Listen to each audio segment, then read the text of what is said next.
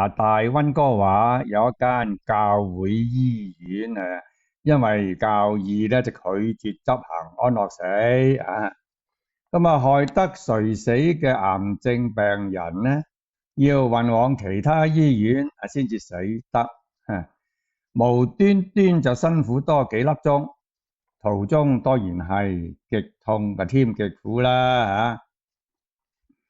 小弟不期想起佛家嘅慈悲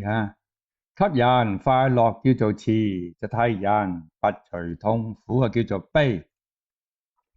即係大智度論所話，大慈與一切眾生樂，大悲拔一切眾生苦。今日基督徒舉本聖經就話安樂死違反教義執行會害我落地獄噃真係你痛過死去活來就事小，我上唔到天國就事大啦。其實都幾冷酷嘅。喂，天主慈悲，人嘅靈魂都亦有惻隱，動物受傷難救就尚且有人道毀滅噃何況慘受大苦響病床上等死嘅人呢當然啦，自己龍精虎猛，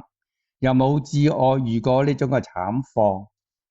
少啲惻隱心嘅人呢事實都難以明白世間竟有一種難以想像嘅肉體上又或精神上一般人完全無法承受嘅苦楚小弟係過來人啦10多年前天天響善終醫院睇見此生最愛嘅人呢響病床上就慘受癌魔折磨。當時如果有安樂死我一定會簽字執行埋都得能為愛妻拔大苦，我入地獄都又何妨耶穌之所以非以法利賽人呢，就係佢哋將活生生嘅教義僵化成為死板板唔近人情嘅教條真可惜